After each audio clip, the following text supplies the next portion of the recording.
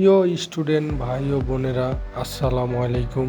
আজকে আপনাদেরকে কিছু বলতে চাই, সেটা হলো যে এতগুলা রক্তের বিনিময়ে আপনারা এই দেশ স্বাধীন করছেন এবং এই দেশটিকে আবারও সুন্দরভাবে ধুয়ে মুছে পরিপূর্ণ করুন এবং এই দেশটিকে আমাদের নিজের দেশ, কারো বাপের দেশ নয়। তাই বলতে চাই, আওয়ামী লীগ সরকার তো খেয়েছে 16-17 বছর।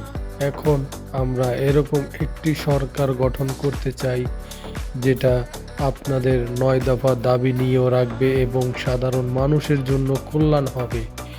আমরা চাই যে দেশে আজান না দিলে ভোর হয় না, সেই দেশে কোরআনের আলো জ্বলুক। কোরআন দিয়ে আমরা সরকার গঠন করতে চাই এবং বিসমিল্লাহ দিয়ে এই দেশ এবং সংসদ শুরু হোক, সেটা আমরা চাই।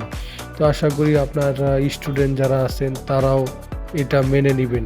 আমরা এই দেশটিকে কোরআনের হাতে তুলে দেব। কোরআনের আলো দিয়ে এই দেশ আলোকিত হবে। আর যদি কোরআনের আলো দিয়ে আলোকিত না করতে চাই, তাহলে দেশ চলে যাবে দুর্নীতিবাজ, চাঁদাবাজ, গণগ্রেপ্তার, গণহত্যা তাদের কাছে।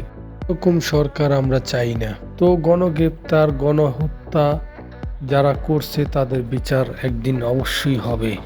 তো বিচার আল্লাহ পাক দেখিয়ে দিয়েছে, তাই শেখ হাসিনার পদত্যাগ হয়েছে। আমি আপনাদেরকে বলতে চাই, কোরআনের আলো দিয়ে দেশকে আলোকিত করুন।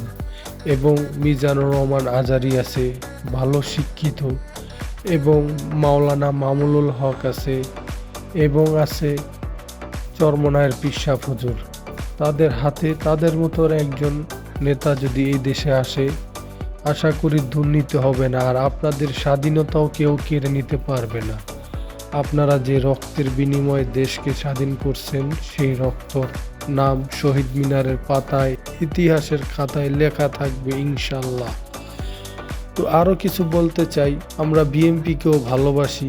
বিএনপিকে যে ভালোবাসি না তা কিন্তু না। যেটা দেখেছি 2002 সালে যখন আমরা ছোট ছিলাম, আমাদের বাপ মা আমাদেরকে 2 টাকা দিয়ে কাজে চলে যেত। তখন দেশে অনেক অভাব ছিল, সেটাও কথা বাস্তব। এমন একটি রুটি কিনে খেতে পারতাম যেটা খেলে সারাদিন পেটে কোনো ক্ষুধা লাগতো না। এত বড় একটা রুটি 2 টাকা দিয়ে পাওয়া যেত বিএনপির আমলে। তো আমি এটাই বলতে চাই, যদি বিএনপি থেকেও কোনো নেতৃত্ব দাঁড়ায়, কোনো সমস্যা নাই, কারণ বর্তমান বিএনপির নেতৃত্ব বেগম খালেদা জিয়া, সে গুরুতর অসুস্থ, তো তার বিশ্রামের প্রয়োজন। যদি তারেক জিয়া রহমান দাঁড়ায়, তাহলে আমরা তাদেরকে ভোট দিতে রাজি আছি।